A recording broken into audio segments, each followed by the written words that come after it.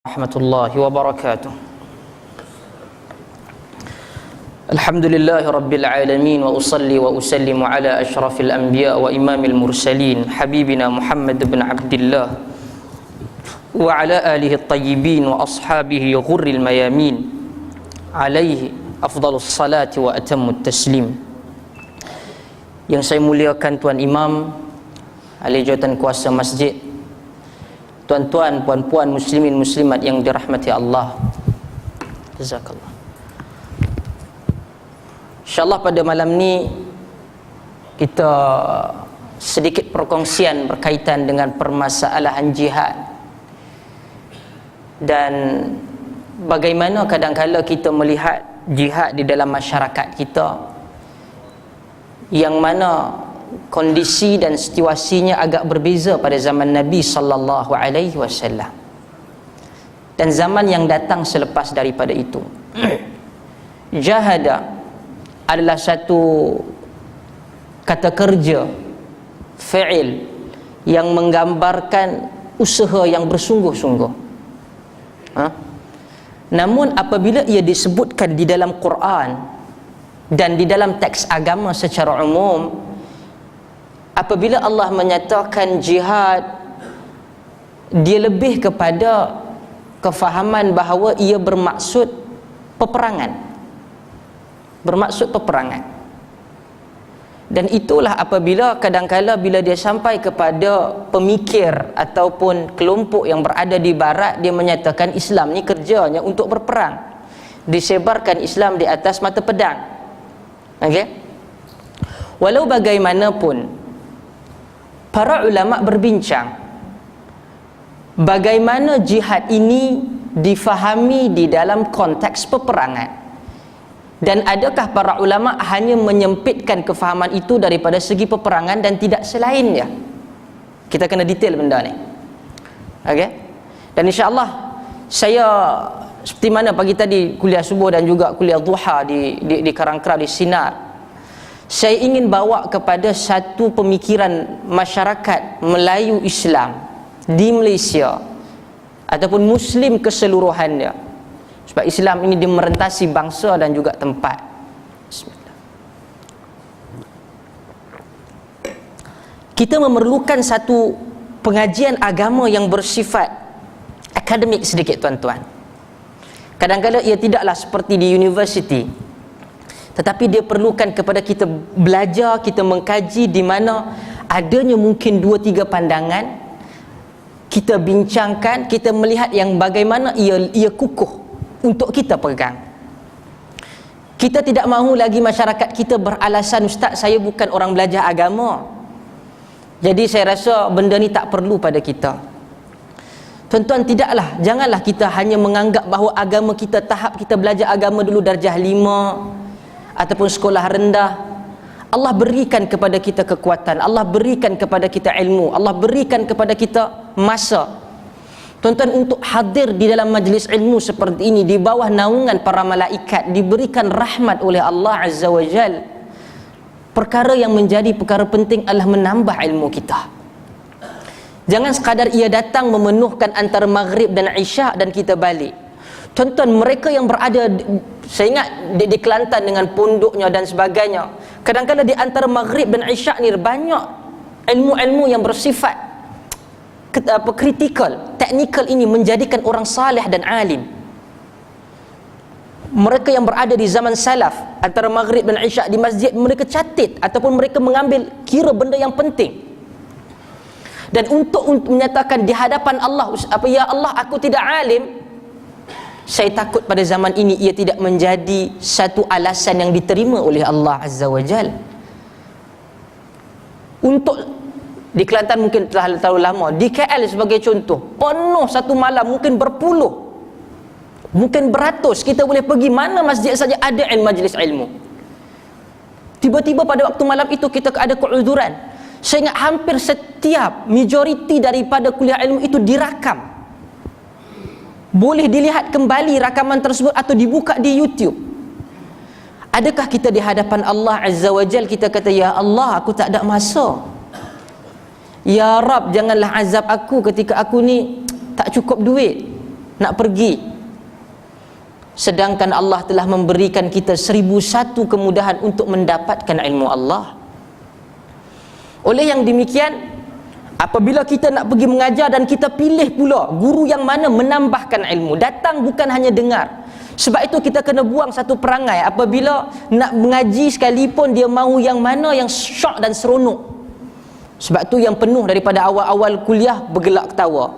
Boleh kita nak bergurau, tapi kalau daripada awal sampai akhir bergelak je, saya ingat Nabi SAW dan para sahabat tak buat begitu, betul? Kita pula menyanyi dalam masjid, takkan macam tu. Apa yang kita boleh lagi tambah dengan menyanyi? Melainkan kita buka kitab Allah, kita buka hadis Nabi, kita tambah ilmu.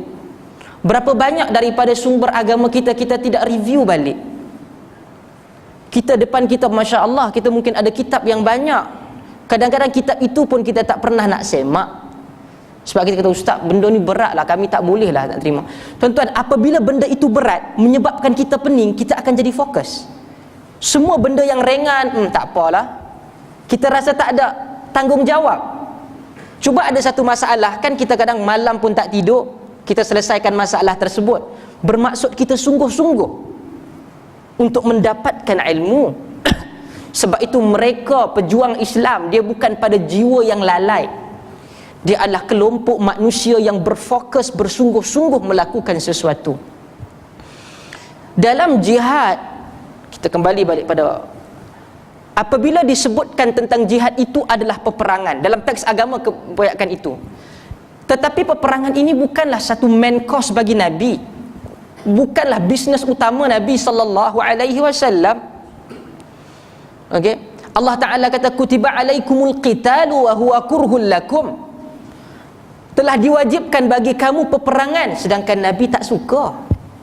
Wa huwa kurhul lakum, ataupun peperangan itu yang menjadi satu benda yang dibenci oleh kamu. Siapa di antara kita yang suka peperangan? Tetapi bila ada sampai pada keadaan tersebut, dia menjadi tanggungjawab bagi seorang Muslim untuk tetap. Namun kita sebagai Muslim tidak memulakan peperangan. Sebab itu para ulama berbincang, kenapa kita memerangi orang Islam?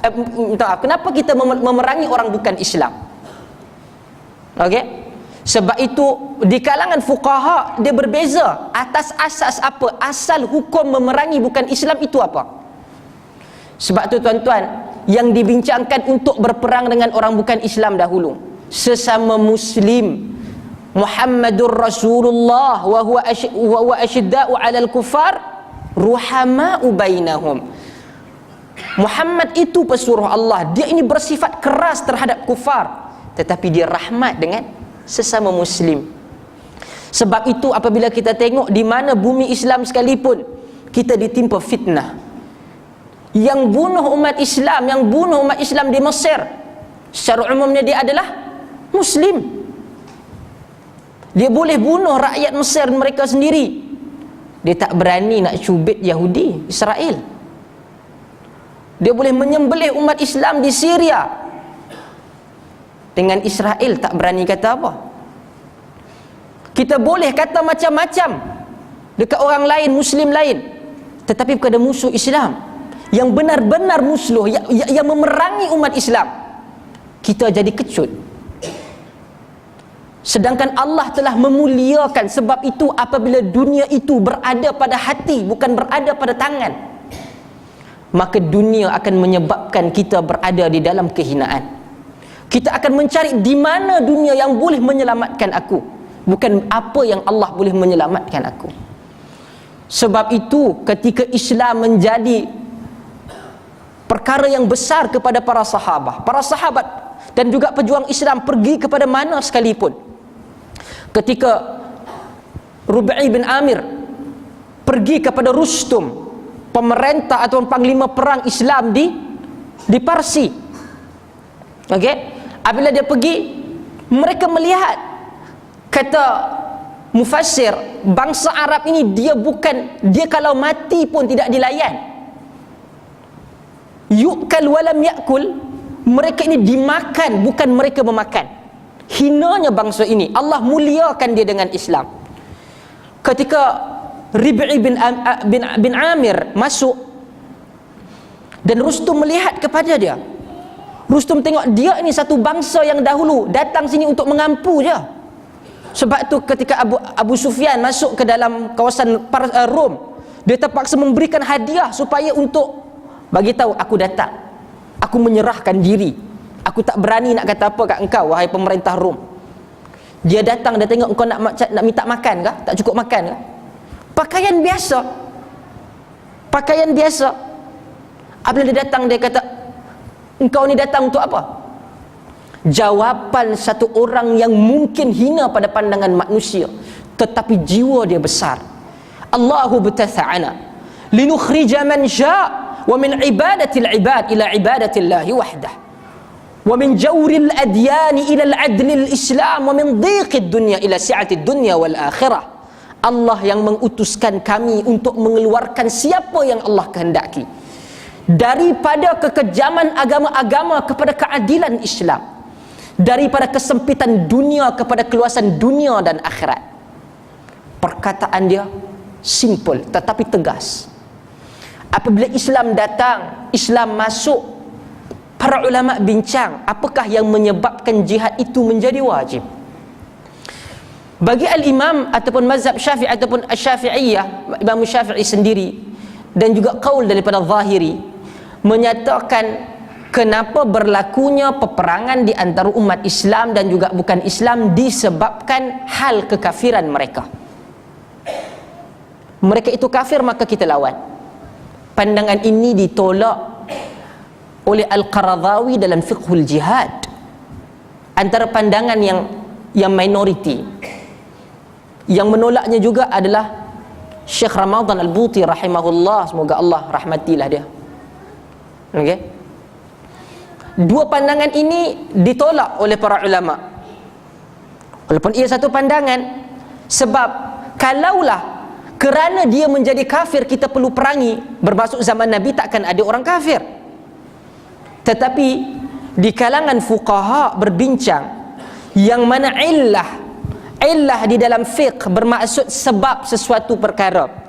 Tuan-tuan kalau kata buka dalam ilmu hadis, tuan-tuan juga akan menemui perkataan illah.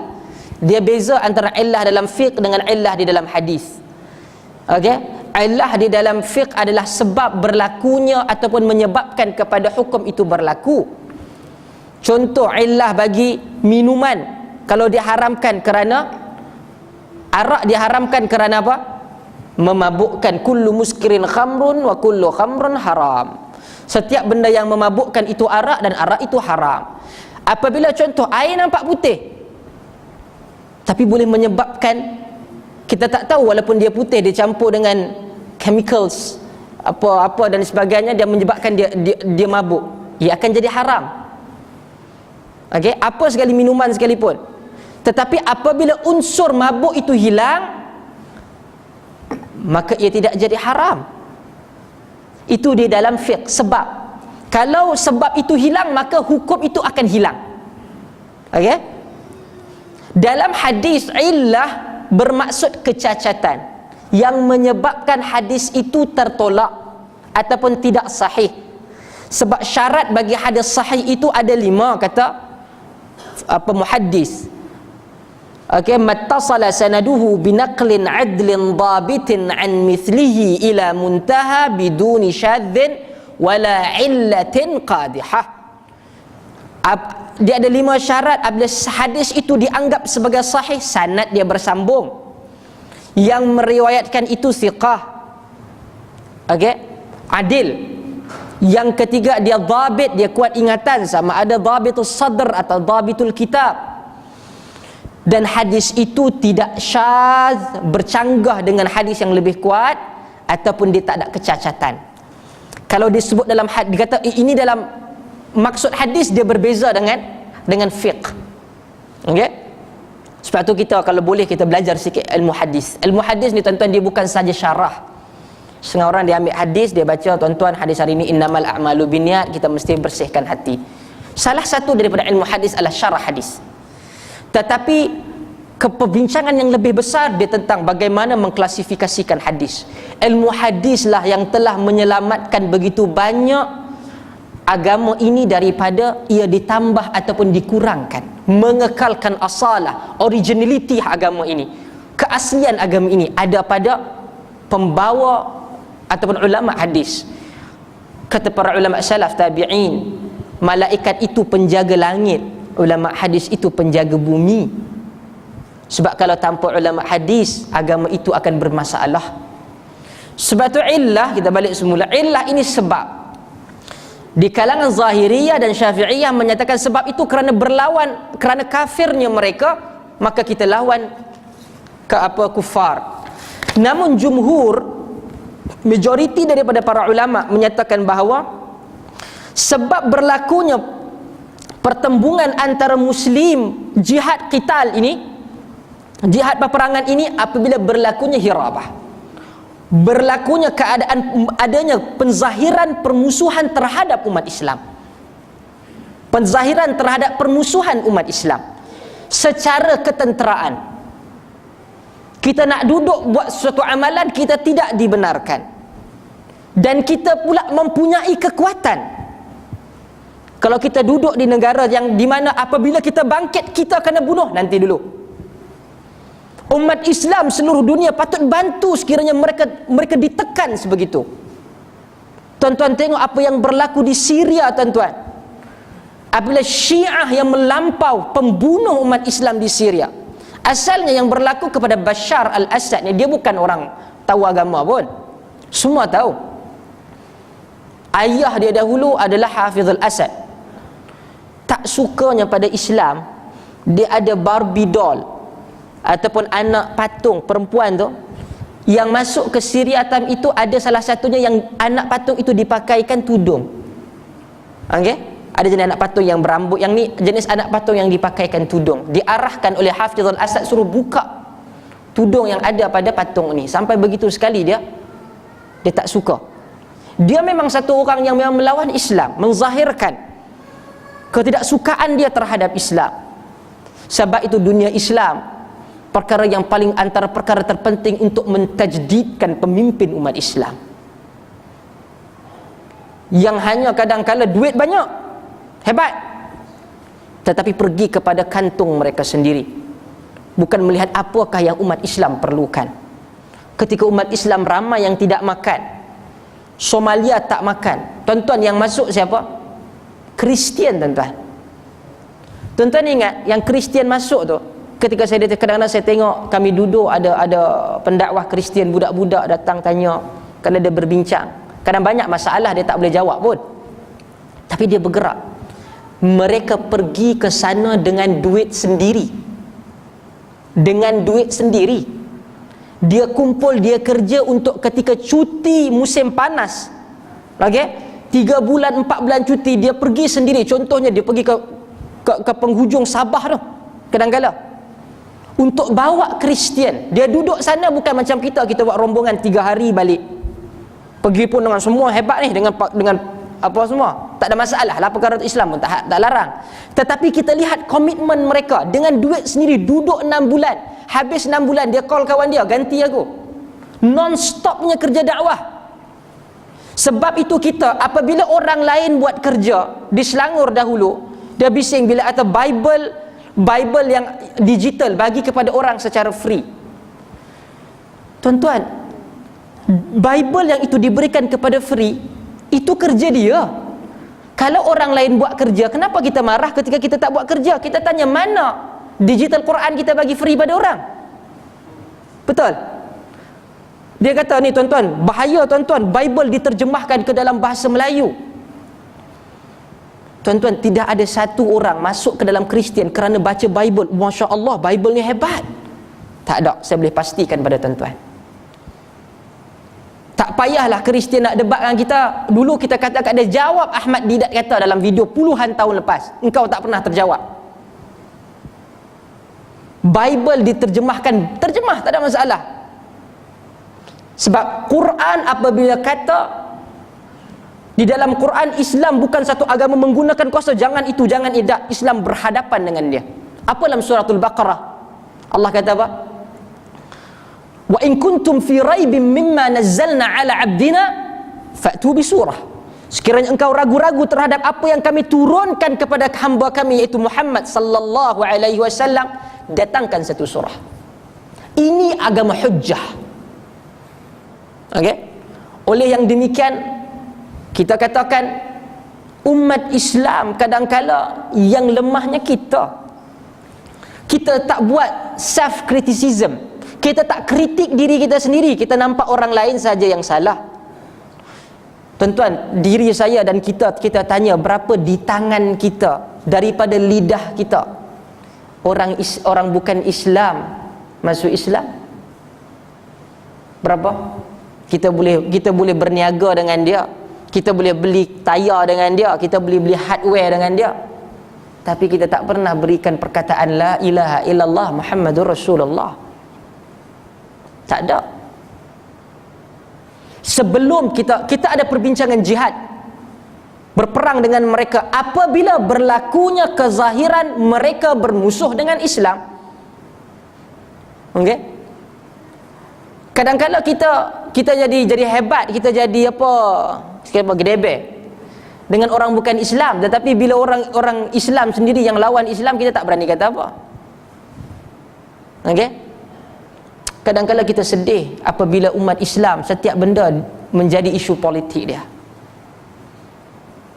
Takutlah kita kepada Allah, berusahalah meletakkan Allah dan Rasul di hadapan. Ini perkara yang penting. Ketika kita berbincang tentang kelebihan untuk membesarkan, untuk memuaskan perut dan di bawah perut kita, umat Islam di luar negara sedang sengsara. Ketika umat Islam Somalia tak ada makan, berjalan ratusan kilometer, tuan-tuan, apa yang berlaku? Negara Arab tutup border, tutup sempadan, yang masuk Kristian. Sedangkan umat Islam, kalau katakan dijadikan secara umum, negara OIC ni, kita adalah kelompok blok agama yang terkaya. Kadang-kadang sampai kepada satu tahap, hampir keseluruhan negara umat Islam ada minyak. Kalau kita kata minyak ni, daripada segi saintifik, kalau kita fikir, dia apabila adanya satu kehidupan yang jutaan tahun dahulu, dia mati, dia mendak, masuk ke dalam tanah, okey, dan apabila dia terurai di dalam kerak bumi, dan dia akan menyebabkan adanya petroleum. Kalau nak tengok awal kehidupan manusia itu di mana, mungkin di tanah Arab itu. Tapi bagaimana boleh sampai ke tanah Melayu, ke Brunei, Indonesia, di Aceh ada petroleum? Allah muliakan kita dengan semua ini. Tapi pergi ke mana duit-duit ini? Apabila kadang-kala kita berani untuk bercakap, okey, sesama kita, tapi tak berani untuk mengkritik yang berada di atas, itu menjadikan umat Islam lain, kerana senyapnya kita, orang lain terpaksa menderita.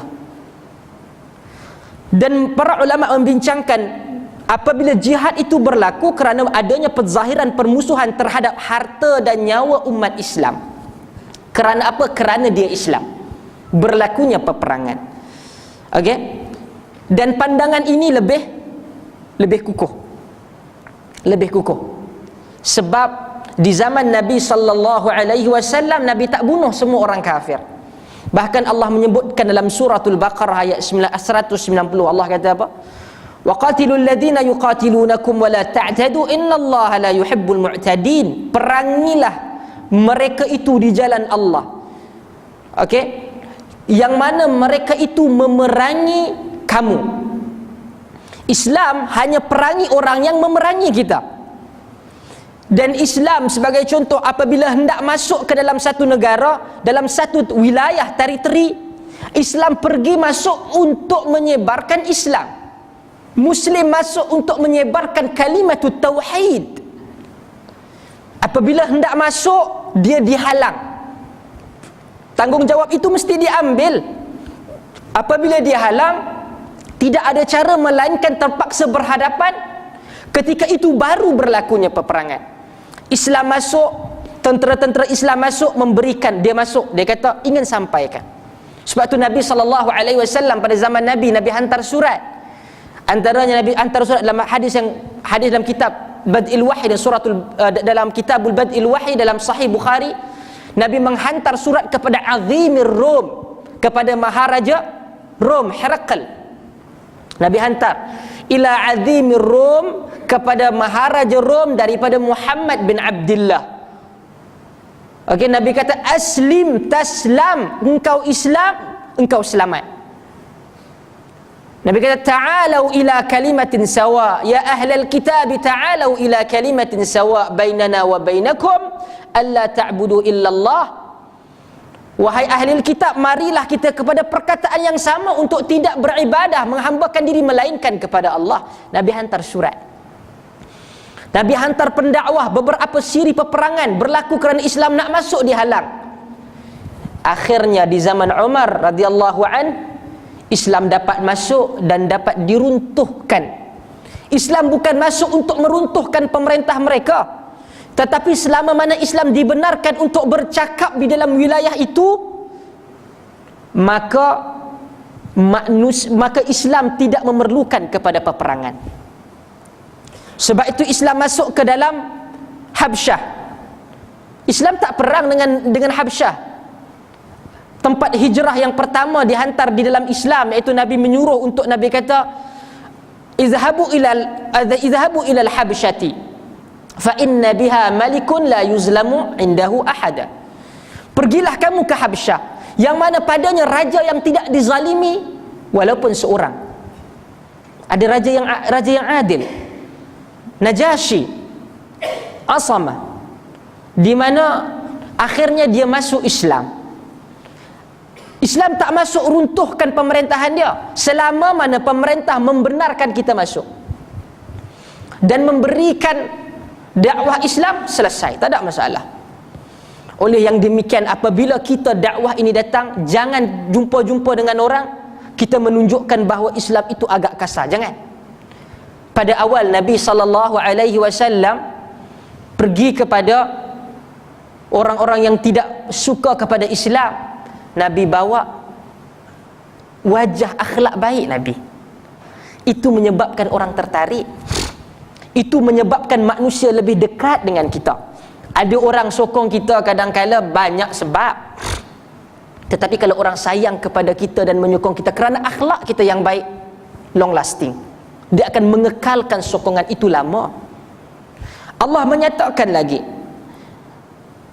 alla tuqatiluna qauman nakathu aymanahum wa hammu bi ikhrajir rasul wa hum bada'ukum awwala marrah. Mengapa kamu tidak memerangi golongan yang mencabuli perjanjian mereka? Bermaksud Islam lawan mereka sekiranya mereka melawan ataupun melanggar perjanjian. Dan mereka yang memulakan bada'ukum awwala marrah, mereka yang mulakan dahulu. Jihad dimulakan bila adanya pertentangan. Sebab itu ketika orang tak faham kepada kita, jangan kita cepat-cepat untuk hukum. Kita tanya diri kita, kadang-kala jiran sebelah kita yang bukan Islam pun kita tak pernah cakap.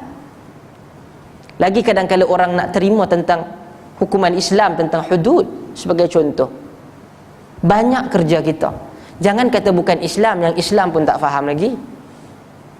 Sungguh tuan-tuan, bukan saja bukan Islam, Islam pun tak faham lagi. Sebab itu kita kata hudud ini apabila dijalankan, insya-Allah Muslim wajib menyokong. Tidak boleh satu orang datang dan dia kata saya rasa ni hukuman ni barbarian ni, lama ni, tak. No. Allah empunya kehidupan ini.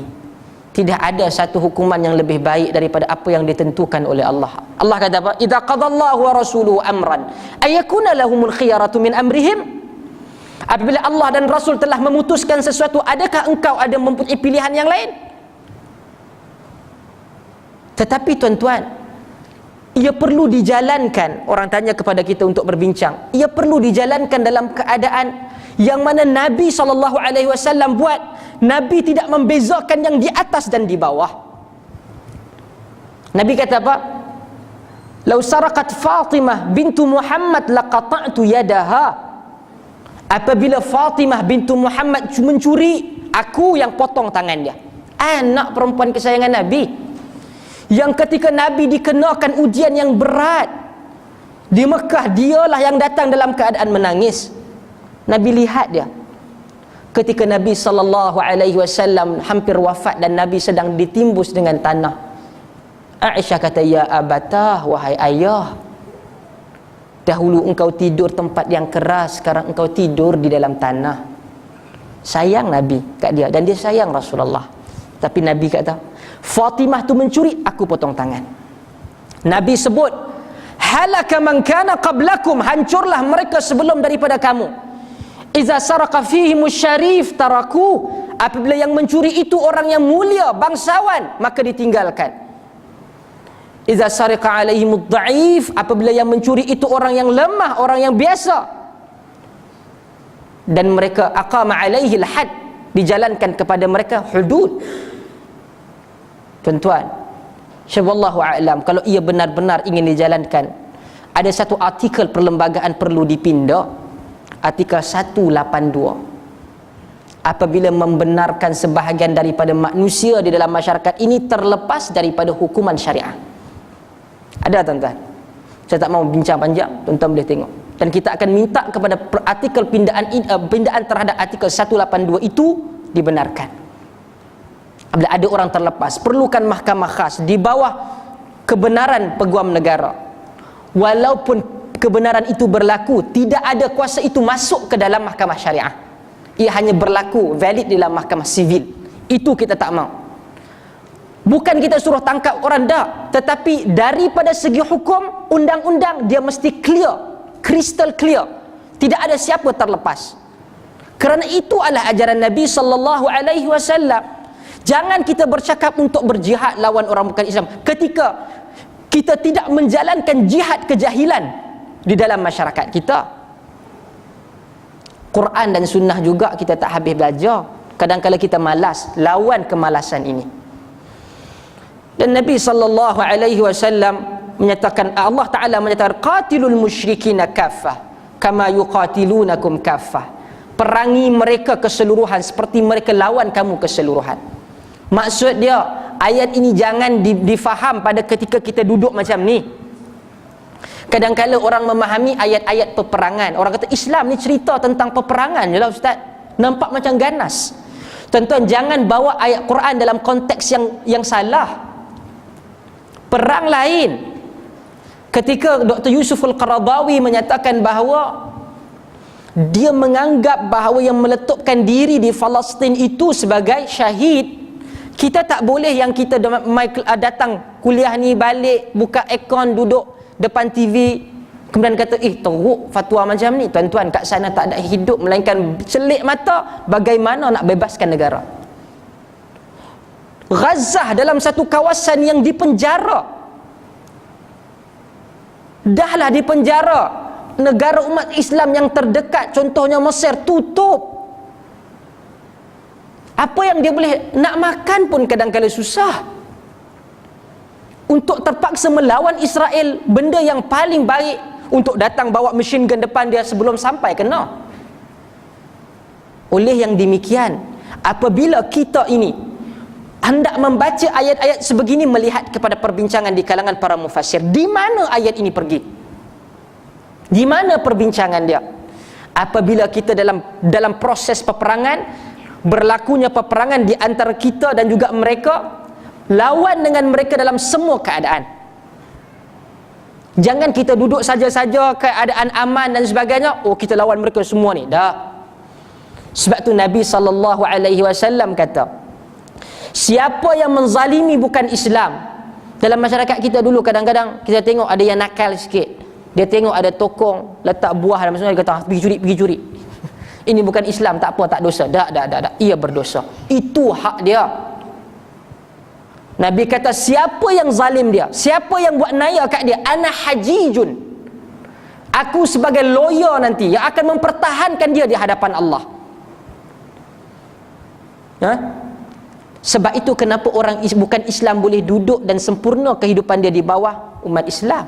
Di Palestin, ketika Umar membebaskannya, Kristian dan juga Yahudi boleh duduk dalam keadaan aman. Tetapi bukan Islam, apabila mengambil umat Islam tak dibenarkan banyak benda. Dan kadang-kadang pemimpin umat Islam pun dia jadi kepala berdengu. Okey? Kadang-kadang kita ni menjadi contoh, kita malu nak zahirkan. Kita jangan lawan, kita jangan bermusuh, tetapi kadang-kadang kita malu untuk zahirkan keislaman kita. Kadang-kadang kita kata, nanti orang ingat aku ni macam mana, ustaz lah apa semua. Sedangkan mereka tak ada masalah, tuan-tuan. Kalau mereka jalan, kalau kita tengok jenis yang pakai kalung tu, kadang-kadang ada yang salib dia pakai, dia tak malu, itu lambang agama. Betul tak? Kadang-kadang kita bukanlah menjadi wajib memakai kopiah, tetapi kadang-kadang orang kata, saya jenis tak pakai kopiah, tak apalah, tak ada masalah. Tapi malu lagi orang kata. Kadang-kadang syiar itu ada, tak nak pakai, dia bukan wajib, tetapi kadang-kadang orang menjadikan benda ni, saya bimbang orang malu dengan agama kita sendiri, sedangkan bukan Islam tak rasa malu dengan kalung dia, kadang-kadang dengan tatu dia, pakai salib. Kita taklah disuruh buat tatu Allah Muhammad, tidak. Tapi kadang kita menjadi satu agama yang dengan Islam mereka terkeluar daripada kehinaan. Ketika mereka bertawaf di Kaabah dalam keadaan telanjang, Islam datang pakaikan pakaian. Ketika ada sekelompok pertubuhan wanita menyatakan Islam itu menindas orang perempuan, faraid memberikan sedikit kepada perempuan, tidak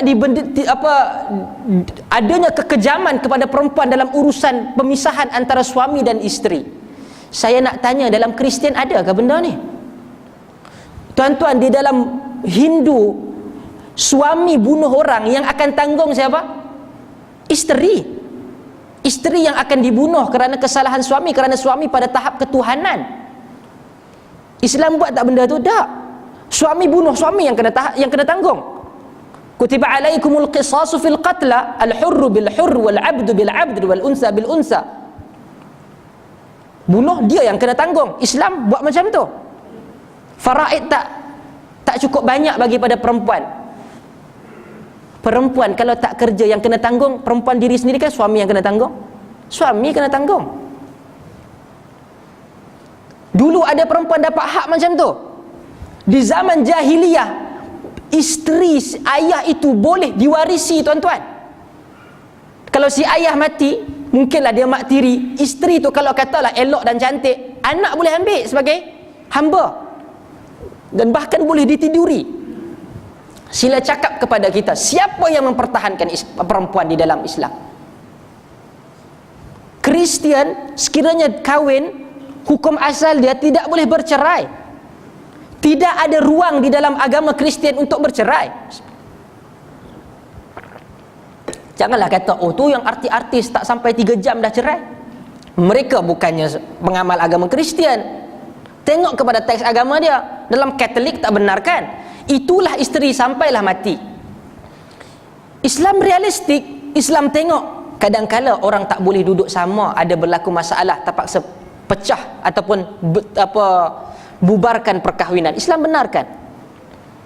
Untuk si suami, daripada 3 cara pemisahan, 1 saja kuasa suami untuk cerai. Suami kata, aku talakkan engkau. Tetapi sekiranya dia tak boleh nak hidup, tapi suami tak mau cerai, perempuan ada 2 lagi cara. Pertama fasakh, yang kedua khulu'. Dia boleh pergi kepada qadi dan hakim untuk mohon bubarkan. Contoh, sebelum kahwin nampak elok, pas kahwin tengok tak salat, minta salat, dia tak mau salat. Macam mana? Dia pergi jumpa qadi. Suami saya tak salat, saya dah buat macam-macam tok qadi. Macam mana? Qadi panggil, tengok dia melawan, pisahkan. Kaki dadah, pisahkan. Isunya bukan kerana Islam, kerana sistem kita, sistem mahkamah kita yang lambat. Buat 2-3 kali dia tak mau datang, pisahkan. Kadang-kadang tergantung sampai 5 tahun, tuan-tuan. Kadang-kadang yang berpisah itu muda, umur 25 tahun, 26 tahun. Manusia Allah ciptakan dengan nafsu syahwat. Kalau dia pergi berzina, kau marah. Ketika dia nak bubarkan, nak kahwin yang lain, kau susahkan. Apabila yang halal itu disusahkan, yang haram itu dimudahkan. Kadang-kadang kita pula tidak perangi lelaki yang nak berkahwin dengan dia bukan mahar yang tinggi, ni hantaran yang tinggi, bukan benda yang wajib. Di kalangan ulama patut bangkit kata benda ni. sehingga menyusahkan. Kalau nak tinggi pun letak pada mahar. Saya ingat di Kelantan antara yang bagus yang letakkan sekali mungkin dalam mahar. Yang itu suami tak boleh kacau. Mahar suami tidak boleh ambil, hantaran boleh ambil balik. Sebab mungkin nak tunjuk, okey, sekali orang kata low class pula, letakkan sekali. Tak. Nak letak perempuan kalau betul-betul nak berjuang, letakkan. Kalau kata nak mahal sikit, letakkan dalam mahar. Allah tak benarkan dan Nabi tak benarkan si suami pegang ataupun ambil balik daripada mahar. Dua cara umat Islam, perempuan muslimah boleh pecahkan ataupun bubarkan perkahwinan. Sama ada pada fasakh ataupun yang kedua khulu'. Kita bagi pada dia 10,000 dahulu mahar. Dia pulangkan balik ataupun ada perjanjian, bayar 20,000, 10,000 untuk berpisah. Tak ada masalah. Ia dibenarkan. Kadang-kala kerana kita tidak mempunyai ilmu, orang tuduh Islam, kita tak berani nak kata apa. Ini agama kita, tuan-tuan. Sebab tu kadang-kala tinggalkan cara pengajian agama yang hanya untuk memenuhkan antara maghrib dan isyak. Jadikan kita sekurang-kurangnya, tuan-tuan, balik pada malam ini ada ilmu yang tambah. Kadang balik kita kata, ustaz kata, Allah, aku pun tak tahu tadi cerita, saja datang tengok. Tak boleh begitu. Ini agama kita, jadikan kita lebih saleh, kita lebih alim. Kalau kita gagal, Masya Allah, apa kita nak jawab di hadapan Allah? Maka InsyaAllah pada saya akan buka kepada tuan-tuan sekiranya ada soalan.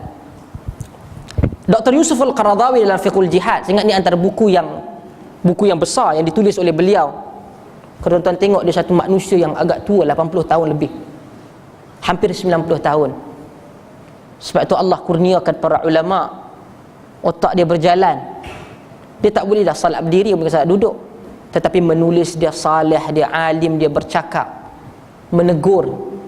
Dia menjadi mungkin ulama ataupun rujukan di Qatar.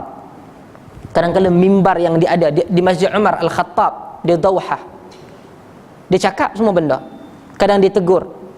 Ada mall yang buka sehingga Christmas lebih daripada Ramadan, kata dia. Hadhihi alamatul ghaba wal jahal, kata dia. Ini lambang kebodohan. Bangga sangat dengan agama lain, agama sendiri tak mau bangga. Kita kena bangga dengan agama kita. Rasul Qaradawi menyatakan bahawa fiqhul jihad, apabila bercakap tentang jihad dalam peperangan ini, ayat perang pada umumnya ayat ini bersifat khusus pada keadaan-keadaan tertentu, memahaminya pada konteks yang tepat. Dan jihad ini bukan wajib pada semua. Bila kita katakan kita perlu berjihad, kita jangan jadi macam Syiah. Syiah meletakkan, setengah daripada itu meletakkan jihad sebahagian daripada rukun Islam dan rukun iman. Sebab tu kalau kita tengok kenapa Syiah ni dia lebih agresif, kerana untuk memerangi ahli sunnah, satu benda tuntutan agama.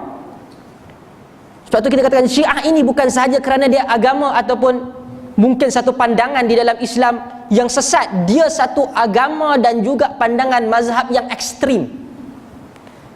Kita benarkan mungkin atas kebebasan dia, kita boleh berhujah dengan dia, tapi membiarkan dia akan menyebabkan tidak ada satu tempat yang ada padanya Syiah dan ahli sunnah melainkan tempat itu tidak akan aman. Di Pakistan ni bergaduh, datang masjid Jumaat baling bom lawan, kerana itu adalah tuntutan agama dia. Bagi mereka, tengok kata Khumaini kata apa? Siapa yang tidak menyatakan Abu Bakar dan Umar itu kafir, darahnya halal. Bahaya, tuan-tuan. Kita yang menyatakan agama kita tertegak di atas mereka ini selepas daripada Nabi adalah Abu Bakar dan Umar, dan kita menyanjung mereka di dalam agama Syiah, mereka ini perlu dikafirkan. Tuan-tuan, di Iran yang kita kadang setengah orang bangga sangat, setiap tahun ada perayaan meraihkan kematian ataupun kematian kepada pembunuhan, wafatnya pembunuh kepada Umar, Abu Lu'lu'ah. Mereka buat ni satu pesta. Ia adalah hero kepada Syiah kerana membunuh Umar. Bahkan dalam di kubur Khumaini, kadang-kadang orang salat menghadap ke kubur Khumaini. Okey? Jihad di dalam ahli sunnati wal jamaah merupakan tanggungjawab yang besar, namun ia bukan menjadi wajib kepada semua. Ada yang pergi berjihad, ada yang menjadi mempelajari agama Allah. Sebab tu kita kadang-kadang kita perlu kuatkan umat Islam. Dalam waktu kita memperkuatkan, memperkukuhkan ilmu agama, kita hantar juga anak-anak kita menjadi pakar dalam peperangan. Buat benda-benda ini untuk Islam. Islam bukan hanya semua orang jadi ustaz, tak. Ada juga kepakaran yang diperlukan. Dia doktor perubatan. Tengok hari ini keseluruhan barang-barang ketenteraan kita beli daripada siapa? Rusia, daripada India, daripada Amerika. Yang kita nak lawan mereka pun guna barang mereka. Dia tahu macam mana nak kalahkan kita. Dia takkan jual benda yang paling hebat, dia simpan sikit untuk dia.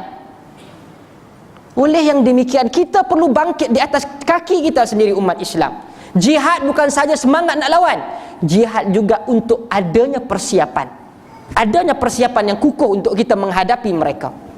Seterusnya, Muslim tidak memerangi negara kufar kalau mereka tidak bermusuh dengan kita. Contoh, kalau adalah negara US ke ataupun Britain datang tempat kita lawan mereka.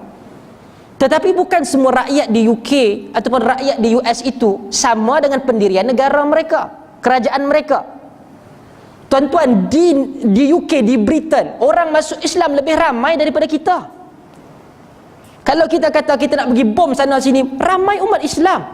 Berjuta umat Islam di UK, berjuta umat Islam di US. Sebab tu kita jangan semangat. Kadang-kadang kita bantah. Contoh, apabila berlaku orang hina Nabi ke apa, kita buat demonstrasi. Betul, kita rasakan, kita buat bantahan. Di Pakistan sampai bakar-bakar, letup-letup, tembak-tembak. Saya nak kata mereka duduk sana aman. Buat benda sikit, kata kat Nabi, kita yang mati-mati di sini. Takkan benda ni cerdik. Umat Islam perlu lebih. Orang nak kata tentang orang kafir nak kutuk Nabi, benda biasa. Kita perlu bangkit dan berikan, bagi tahu. Sebab tu negara umat Islam banyak yang gagal menunjukkan ia sebuah negara yang baik. Antara yang kita perlu puji adalah Turki. Dia tidaklah terlalu untuk menunjukkan dia negara Islam, tetapi dialah negara yang menjadi wakil kepada negara Islam. Ketika orang lain takut terhadap isu di Mesir, Erdogan menyatakan pendirian yang tegas. Di Syria dia sehinggakan kadang-kadang buat serangan daripada border, daripada sempadan Syria dan juga Turki. Ketika umat Islam dalam keadaan berhutang dengan IMF, dia sudah habis hutang negara dah. Kita nak sampai siling hutang negara kita dah 53-54%. Siling terakhir 55.5%, tuan-tuan. Kita mengurus negara umat Islam, orang tengok, kau mengurus negara pun susah. Umat Islam perlu lebih smart dan cerdik. Dunia hari ini bukan sahaja dengan semangat, dia perlu ada strategik yang cantik. Kata Dr. Yusuf Al-Qaradawi juga, asal kepada berperang dengan orang bukan Islam ini kerana mereka melawan kita. Tugas awal kita dengan bukan Islam ini dakwah yang baik, menyampaikan perkataan Allah dan Rasul. Selepas kita bergerak di dalam negara umat Islam, kita ajak dan dia melakukan satu gerakan militeri, gerakan ketenteraan lawan kita, kita bangkit. Selama mana kita boleh berhujjah, kita boleh berdebat, kita boleh berdialog, kita boleh bermuzakarah, kita boleh buat apa? Buat. Ini kita yang tak mau. Syiah kata apa? Ada kita berani, jom buat debat antara Syiah secara terbuka. Kita tak buat. Anti hadis tak nak buat. Kita berani condemn lah. Anti hadis terlalu rapuh, Syiah terlalu rapuh. Tapi kita takut. Saya pun tak tahu kenapa kita takut. Orang takut ni selalunya dia orang salah. Takkan agama kita nak kata kita salah. Kita bukan nak cari pasal. Orang kata ke kita, jom tak apa kita bincang. Mana hujah awak, mana hujah saya? Saya bentangkan. Kalau saya menang, awak nak buat apa? Tuan-tuan, debat dengan Syiah, debat dengan anti hadis telah berlaku ratusan ribuan tahun dahulu. Imam Syafi'i telah berdepan dengan anti hadis. Imam Syafi'i meninggal pada tahun bila? 204 hijrah, lahir pada 150 hijrah, bermaksud lebih daripada 1200-1300 tahun yang lalu. Imam Syafi'i tak pernah kalah dengan anti hadis. Berani tuan-tuan. Tapi nak berani dia kena ada ilmu. Jangan nak pergi gaduh dengan orang. Oh, saya tak setuju dengan awak. Pasal apa? Saya tak tahu tapi saya tak setuju. Tak boleh macam tu, orang gelakkan kita.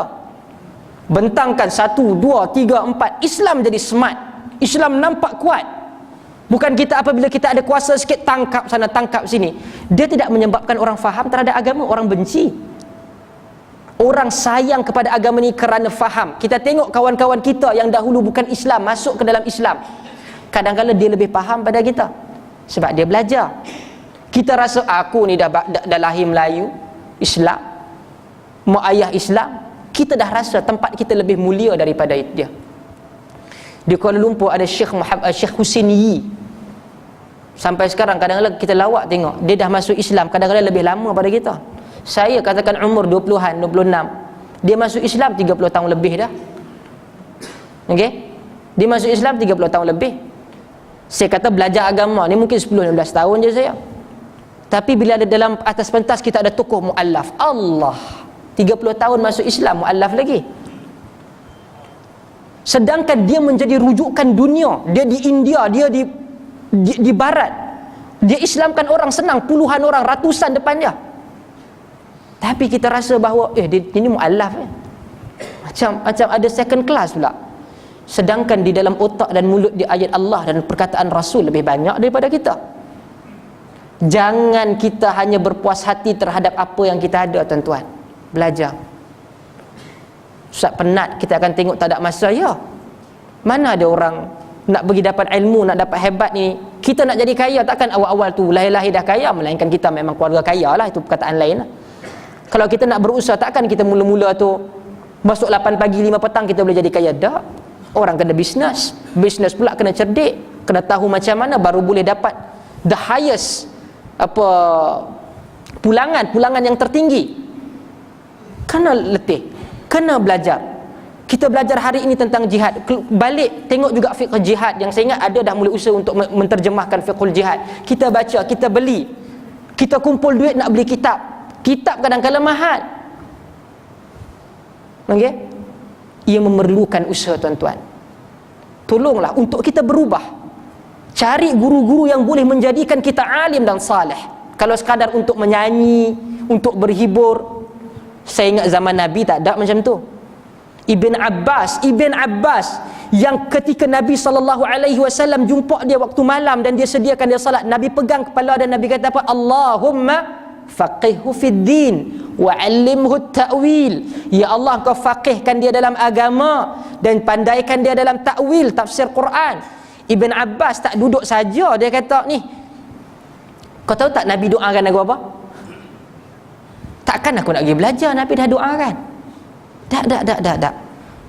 Ibn Abbas kata para sahabah, pagi-pagi lepas pada subuh dia tunggu. Kadang-kadang dia tertidur di pintu para sahabah. Sahabat itu buka pintu, tengok Ibn Abbas ada depan pintu. Dia kata, Nabi tak bagi kami buat macam ni dengan ahli keluarga Nabi. Kau panggil aku datang. Kata Ibn Abbas, aku diajar untuk pergi mencari guru. Dia tunggu. Bukan kerana dia dah didoakan oleh Nabi, dia pandai saja. Dah, Ibn Abbas tulis, Ibn Abbas catat, Ibn Abbas belajar. Ibn Abbas tu kata tabi'in, kalau dia mengajar tafsir, Rom dan Parsi boleh masuk Islam.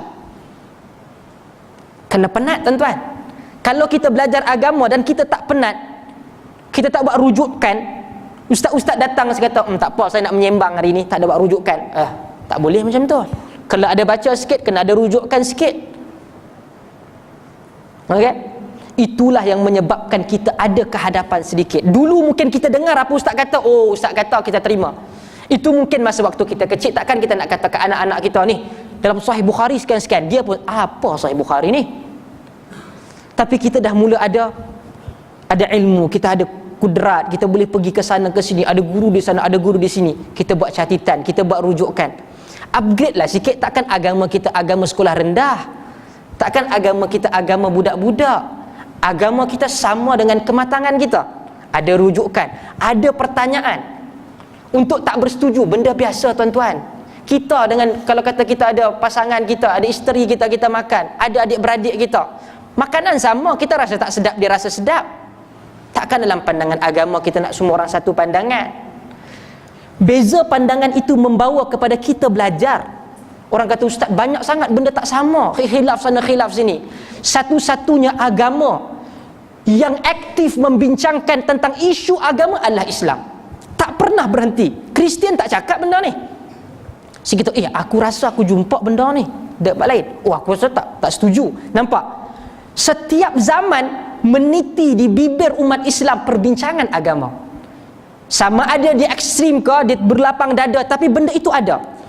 Khilaf, beza pandangan ni tetap ada, tidak akan mustahil untuk dihilangkan. Tetapi bagaimana kita hadapi dia?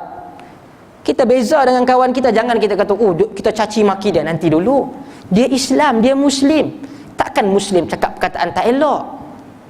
Sebab tu dalam majlis macam ni, kita kata, ustaz, saya nak tanya pandangan dengan adab. Jangan kita, jangan tanya-tanya ni. Benda tanya-tanya ni tak ada ni, menghina ustaz-ustaz ni kalau nak tanya, nak minta pandangan dalil. Dah. Saya bukan mestinya betul. Saya betul kalau saya ada bersandarkan Quran dan sunnah. Kalau pandangan otak saya sendiri, Allah, untuk kita bergantung kepada diri kita. Kadang banyak benda ilmu, saya kata tadi, tuan-tuan, dalam poket kita ada barang. Saya nak tanya, barang apa yang ada? Exact benda yang kita kata. Kita tahu? Tak tahu. Kita kata ada shilling. Okey, shilling ada berapa sen? Ada berapa 10 sen, ada berapa 50 sen, ada berapa 20 sen. Kita tak tahu kerana ilmu kita terbatas. Sebab itu kita memerlukan kepada Quran dan juga sunnah. Sunnah juga adalah wahyu. Wa ma yantiqu 'anil hawa in huwa illa wahyun yuha. Muhammad itu tak bercakap daripada hawa nafsu dia. Okay, ada wahyu yang disampaikan kepadanya. Oleh yang demikian, mulakan satu gerakan baru untuk belajar, ada sandaran guru yang terbaik, dan kita tambah ilmu kita untuk menjadi lebih dekat dengan Allah. Kalau kita datang belajar agama, kita tak lebih dekat, kita mohon pada Allah untuk gantikan jiwa kita dengan jiwa yang baru. Dunia ini akan berakhir dengan akhirat. Kematian adalah kiamat kecil. Kalau daripada hari-hari yang kita meniti ini kita tidak membawa manfaat kepada diri kita, kita takut di hadapan Allah kita akan menyesal. Ambillah kehidupan ini sebanyak-banyaknya untuk menambahkan kebaikan dan pahala. Kita penat di sini, Allah akan berikan kita rehat yang panjang di akhirat. Kita tak dapat bayangkan ketika kita habis benda ni, habis depan kita tengok Allah, kita tak mampu untuk melakukan perkara yang baik. Sebab itu dalam suratul Qiyamah Allah kata, la uqsimu biyaumil qiyamah wa la uqsimu bin nafsil lawamah. Demi sesungguhnya hari kiamat, bersumpah Allah bersumpah, demi jiwa yang melaknat diri sendiri. Kata Al-Imam At-Tabari meriwayatkan pandangan di kalangan mufassir ataupun tabi'in. Mereka menyatakan sama ada orang berdosa melaknat diri dia ataupun orang yang salih melaknat diri dia. Dia kata, kalaulah Allah berikan aku ruang lagi untuk aku, kita mungkin nampak di situ Allah rezekikan kita jannatun na'im. Allah berikan, kata kalau aku buat lebih sikit, aku ikhlas, Allah bagi aku firdausil a'la. Sebab tu Nabi kata, nak doa ni, nak minta firdausil a'la, minta syurga firdaus yang tertinggi ni. Tapi untuk syurga Allah, bayaran dia bukannya mudah, bukannya murah. Kita beli kereta yang basic spec dia, dapatlah macam tu. Kalau bayar lebih sikit, adalah dengan tambahan aksesoris dan sebagainya. Kita nak buat biasa, dapatlah syurga biasa, insya-Allah. Kita mohon pada Allah. Okey? Tapi kalau kita mau kena kuat sikit untuk menjadi orang yang lebih alim. Tidak ada orang yang alim, yang ikhlas dan alim, melainkan dia akan menjadi salih.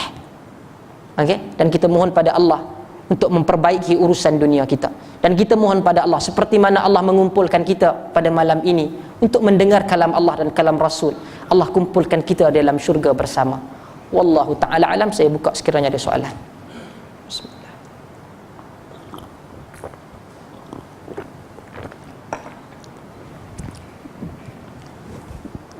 Ada soalan tuan-tuan? Sekiranya tiada, insya-Allah sekiranya ada rezeki kita akan berjumpa lagi. Kita mohon pada Allah. Ada soalan?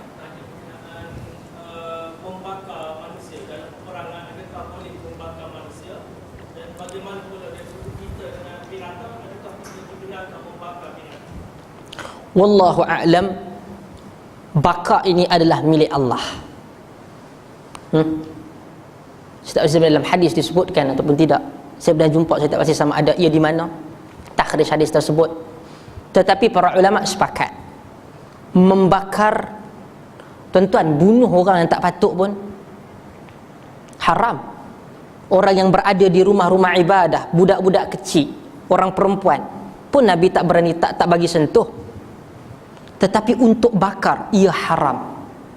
Sebab tu Islam walaupun ada semangat itu, Islam jaga.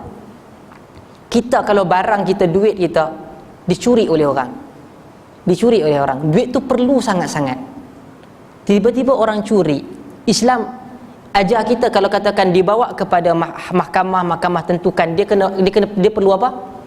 As-sariqu was-sariqatu faqta'u aydiyahuma nakalan min Allah. Pencuri laki dan perempuan dipotong tangan dia. Dalam hadis sebut ar-rasakh, maksudnya pergelangan tangan. Tapi ketika duit kita hilang depan mata, habis rumah, kena pecah hilang, kita rasa kita nak potong tangan atau kita nak cincang? Dalam hati kita nak cincang, bukan?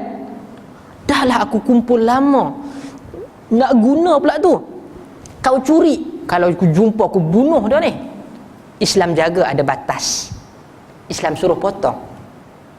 Bukan perasaan ni bukan saja kepada orang orang Islam, orang bukan Islam cuba kena. Dia rasa lebih daripada itu, Islam tak melampau.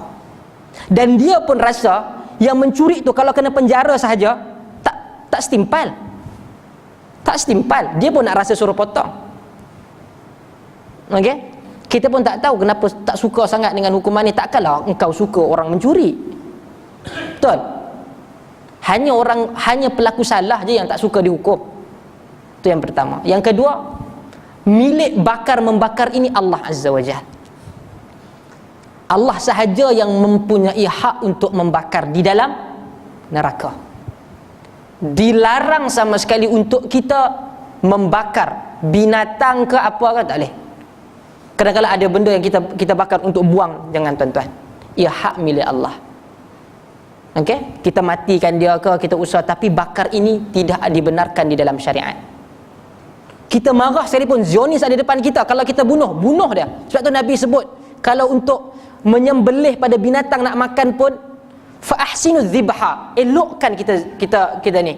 Kalau kita tengok di sana adanya musuh bunuh terus dalam peperangan, jangan kita ikat dia, kita